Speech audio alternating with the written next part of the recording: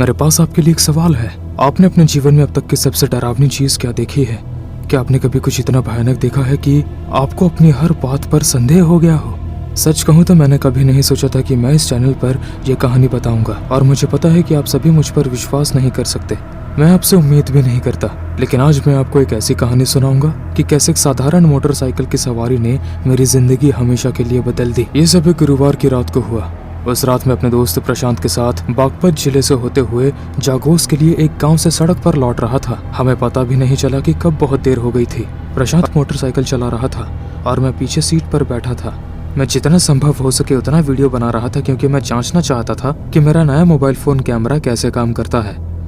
पहले तो रात सामान्य चल रही थी, थोड़ी ठंड थी, लेकिन जैसे जैसे सफर आगे बढ़ा मुझे लगा कि कुछ अजीब हो रहा है। मैं गाड़ी चलाते समय प्रशांत को परेशान नहीं करना चाहता था, लेकिन मुझे बहुत चक्कर आने लगे।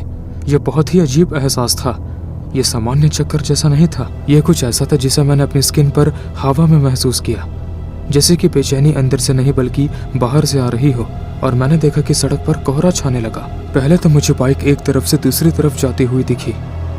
मुझे लगा कि मुझे बुखार है और मैं भ्रमित हूँ, लेकिन मैंने देखा कि बाइक तो चल रही थी, लेकिन सड़क अभी भी उसी जगह पर थी। प्रशांत बेतरतीब ढंग से बाइक चला रहा था।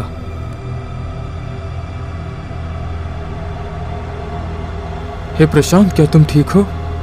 हाँ। बाइक और भी ज्यादा बेतरतीब ढंग से चलने लगी, लगभग सड़क से उतर गई। तभी मैंने अपने दोस्त का चेहरा देखा। वो जितना भ्रमित था उतना ही खोया हुआ भी था। हे रोड!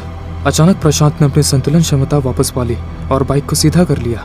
हम लगभग दुर्घटना का शिकार हो गए थे। भाई क्या हुआ? अरे यार मुझे माफ करना, मुझे अचानक बहुत चक्कर आया और मैं अपना संतुलन खो बैठा। अब मैं ठीक हूँ। सड़क पर क्या हुआ था? क्या कुछ मिनट पहले कोहरा था? नहीं, ये अचानक से आ गया। ऊपर से यहाँ बहुत ठंड भी है। हम दोनों ये सोचते हुए यात्रा जारी रखते रहे कि आखिर क्या हो रहा है। हम दोनों को अभी भी चक्कर आ रहे थे, इसलिए प्रशांत को बाइक पर नियंत्रण खोने का डर था। हमने अपना संतुलन वापस पाने के लिए एक पल के लिए रुकने के बारे में सोचा, लेकिन हम दोनों में से किसी में भी ये सुझाव देने का विचार नहीं आया। शायद इसे समझना मुश्किल है, लेकिन हम दोनों डरे हुए थे।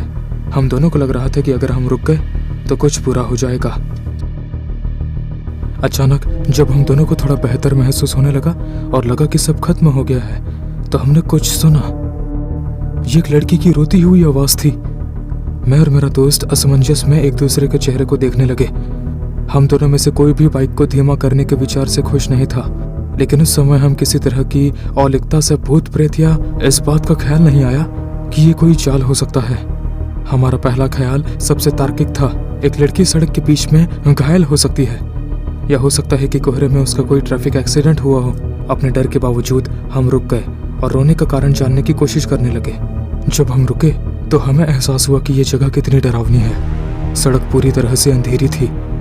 हम नहीं देख पा रहे थे कि सड़क कैसे आगे बढ़ रही है या हम कहां से आए हैं। हम बिल्कुल कुछ भी नहीं देख पा रहे थे। जैसे कि ये काफी नहीं था, हम एक नए डर से घिरे हुए थे, सन्नाटा। चूंकि मोटर बाइक बंद थी, इसलिए हम केवल लड़की के रोने की और कुछ झिंगरों की आवाज सुन सकते थे। हम और भी ज्यादा डरने लगे और लड़की के लिए डरने के बजाय हमें अपनी जान का डर सताने लगा। महिला की सिसकियां और भी अजीब होती जा रही थी। पहले तो हम पहचान नहीं पाए कि ये कहां से आ रही है, लेकिन अचानक ये पहले से कहीं ज्यादा स्पष्ट हो गया। वे सिसकियां सड़क से आ रही थी, लेकिन कुछ गड़बड़ थी। शोर न केवल तेज हो रहा था बल्कि आगे बढ़ रहा था। सिसकियां हम तक आ रही थी।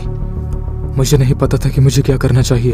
बस मैंने अपना कैमरा निकाला, जितना हो सके उतना वीडियो बनाया, जैसे कि इससे जो भी हमारे पास आ रहा था उसे रोका जा सके। मेरे कैमरा में एक फ्लैश था जिसकी मदद से हम थोड़ा आगे देख सकते थे, लेकिन फिर भी हम कुछ भी नजदीक नहीं देख पा रहे थे। शोर लगातार नजदीक आता जा रहा था। हम महसूस कर सकते थे कि यह हमारे करीब आ रहा है। सचिन, चलो यहाँ से, कुछ गड़बड़ है। मुझे कुछ ठीक नहीं लग रहा। चलो पुलिस को बुलाते हैं। अगर उस लड़के को कुछ हो गया हो तो वो हमारी मदद करेंगे। हाँ चलो। रुको रुको रुको रुको, इंजन को बंद करो। क्या? ध्यान दो। शोर बंद हो गया। उसने रोना बंद कर दिया। हम दोनों सावधान मुद्रा में खड़े रहे। कदमों की आहट या महिला की सिसकियां फिर से सुनने की कोशिश कर रहे थे। उस जगह पर एकदम सन्नाटा छा गया था।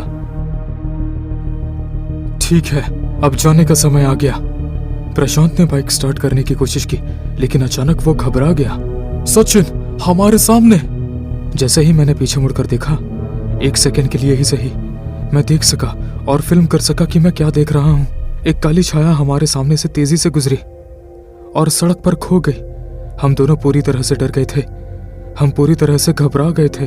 मैंने प्रशांत को आवाज लगाई कि वो बाइक स्टार्ट करे, और जैसे ही उसने बाइक स्टार्ट की, तभी सड़क के बीच में हमने कुछ और देखा। ये एक महिला थी। पहले तो हमें लगा कि वो खो गई है, शायद वो रो रही थी, लेकिन कुछ बहुत बड़ी गड़बड़ थी। वो सड़क के बीच में खड़ी थी, उसने एक साड़ी पहन रखी थी। मैंने उसके पैरों को देखा और तभी मुझे एहसास हुआ कि ये महिला जमीन पर खड़ी ही नहीं थी, वो तैर रही थी। तभी भले ही ये केवल 1 सेकंड के लिए था, हम उसकी आंखों में देख सकते थे। वे ऐसी थी जैसे वो खो गई हो। किसी इंसान की ऐसी आंखें नहीं हो सकती।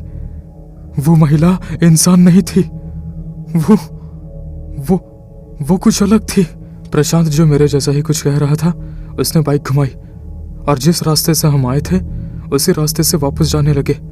हमें नहीं पता था कि हम कहाँ जा रहे हैं। चक्कर फिर से आने लगे और उस क्षेत्र से बाहर निकलना और भी मुश्किल हो गया। लेकिन कुछ सेकंड्स बाद, जो घंटों जैसा लगा, हम वहां से निकल गए। धीरे धीरे कोहरा छटने लगा और सारा अंधेरा चला गया। तापमान सामान्य हो गया और चक्कर आना पूरी तरह से बंद हो गया। खैर, प्रशांत ने एक पल के लिए भी अपनी स्पीड को कम नहीं किया। जब दिन निकला तो हमें उसी रास्ते से घर को वापस लौटना पड़ा, लेकिन वहां कुछ भी नहीं बचा था। सड़क वही थी जिस पर हम जा रहे थे। इसके तुरंत पार जब मैं घर पहुंचा तो मुझे प्रशांत और मेरे साथ जो कुछ भी हुआ उसके बारे में थोड़ा और पता चला। और मैं आपको बता दूं कि मैं बहुत दुखी था और हैरान भी। हम अकेले नहीं थे जिन्होंने कुछ ऐसा देखा था जो हमें नहीं देखना चाहिए था। पिछले कुछ सालों में बागपत जिले की उस सड़क पर कोई अलौकिक घटना हुई थी। आधी रात को उस जगह के बारे में अफवाह है कि वो इस दुनिया के बाहर से चीजों के मिलने का स्थल है। लेकिन आप जानते हैं कि सबसे बुरी चीज क्या है? हमने जो कुछ भी अनुभव किया उसके बावजूद हम लकी थे। हमें पता चला कि उस सड़क पर आने वाला हर व्यक्ति जीवित नहीं निकलता। और तभी हमें पता चला कि हमारी यात्रा से 2 साल पहले एक नवनिवाहित जोड़ा वहां डेड पाया गया था। महिला को सबसे बुरा अनुभव हुआ था।